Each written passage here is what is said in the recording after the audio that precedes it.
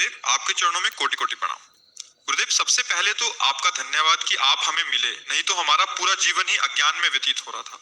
गुरुजी, आपके सत्संग सुनने के बाद हमने मांस मदिरा संपूर्ण रूप से त्याग दिया है। लेकिन महाराज जी, हमें एक संशय है। हमारे घर में एक पहले पालतू कुत्ता था, जैसे हम पहले खाते थे तो वो भी मांसाहार करता था, बट अभी थोड़ा सा बहुत दिक्कत हो रहा है, वो शाकाहार ज्यादा खाता नहीं है। महाराज जी, अभी हमारे लिए क्या आज्ञा है? कोई पैकेट्स में मांसाहार भोजन मिलता तो उनको खिला। देखो, जब हम आपको त्यागने के लिए कहेंगे तो कुत्ता कोई हिंसक जीवों में नहीं आता है। जैसे सिंह है, उनके लिए अन्य भोजन हो ही नहीं सकता। सिंह मर जाए पर घास थोड़ी चर पाएगा, वो रोटी थोड़ी खाएगा, दूध रोटी नहीं खाएगा, उसका आहार वही है। लेकिन कुत्ता अन्न से परिपक्व और पुष्ट हो जाएगा। ऐसा गांव के गांव में जैसे हजारों लाखों कुत्ते होते हैं, उनको मांस थोड़ी मिलता है, रोटी सब्जी। ये मान लो बाहर है तो धनी हो तो तुम्हें बिस्कुट ही खरीद के, गांव वाले कहाँ हो, रोटी चार बनाई हो, उसको दो, उसको दे दी, दो गाय को दे दी। ऐसे तो पालन पोषण के लिए अगर उसका स्वभाव बदला जाए तो आप अपना स्वभाव बदल सकते हैं, तो उसका नहीं बदल सकता। थोड़े दिन उसको ऐसा लगेगा कि मेरा पेट नहीं भर रहा, पर भूख ऐसी चीज है फिर पाने लगेगा। तो उससे जैसे विटामिन वाली वस्तुएं खाद्य पदार्थों में भी आती हैं, उनके लिए तो पर्सनल आती है, नहीं आती। कुत्तों के लिए पर्सनल विटामिन के पदार्थ आते हैं। तो मुझे तो लगता है कि जब आप त्याग दिए हैं तो उसको भी शाकाहारी बना लीजिए, सुंदर बढ़िया रोटी दाल दूध ऐसे पवा लीजिए। नहीं तो अब आप छोड़े हैं और फिर आप उसी व्यापार में लगेंगे कि आपको लाना है और उसको।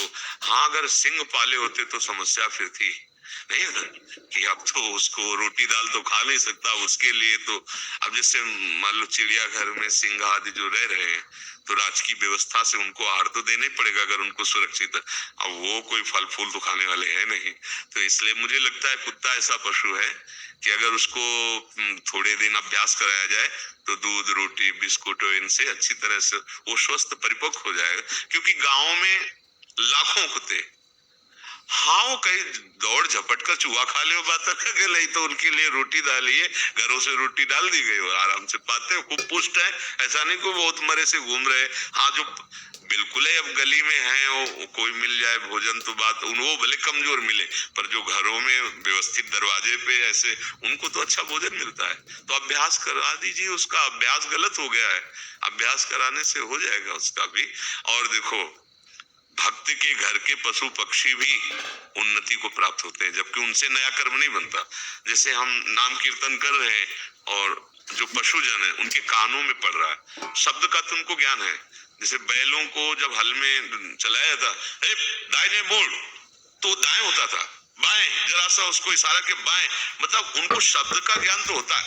रुक जा तो वही रुक जाते थे, क्योंकि किसान तो हम जानते हैं, रुक जा तो वही दरे पे रुक गए। उनको चल तो वो चल दिए, मतलब शब्दों का तो ज्ञान होता है उनको। तो अगर राधा कृष्ण राम तो उनके कान में पड़ रहा है ना, यद्यपि वो उस जन्म में कोई नया कर्म नहीं कर सकते, पर संग के प्रभाव से उनका कल्याण भी हो सकता है, तो उसका भी कल्याण होना चाहिए। आप उसको सात्विक आहार दीजिए, और जैसे आप नाम जप करते हैं तो थोड़ा नाम कीर्तन कीजिए, वो भी सुने। हमने गिरिराज